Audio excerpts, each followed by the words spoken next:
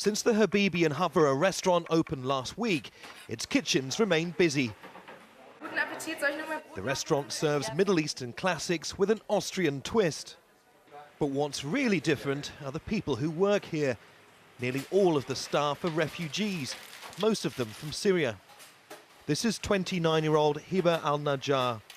She fled Damascus with a group of friends, spending a month on the road trying to reach Northern Europe. Can you imagine a place you grow up in and you can do whatever you want, anytime you want? It's totally destroyed and ruined, so no life anymore in Syria. But the job's given her a sense of optimism about the future. This is a small place. The founder of the restaurant believes employment is the best way to integrate refugees into society.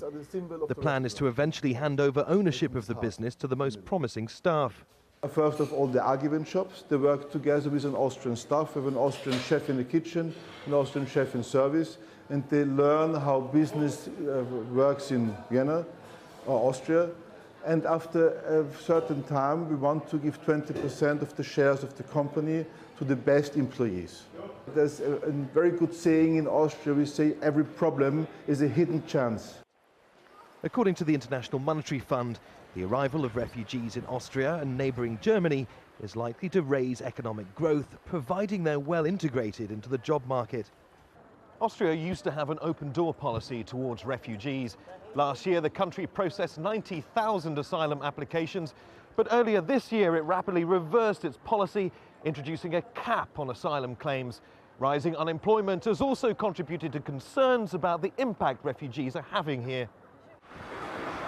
The concerns have led to growing support for the country's anti-immigration far-right Freedom Party, whose candidate came top in the first round of the presidential election. The next round's later this month.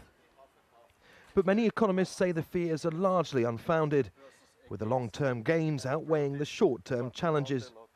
These costs have to be carried by the Austrian population in the short run. In the longer run, there's the possibility that this is repaid by their contribution to the growth of the Austrian economy.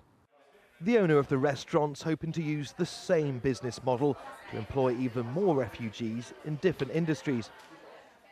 For those who've already lost so much, the promise of work is the promise of a new start. Neve Barker, Al Jazeera, Vienna.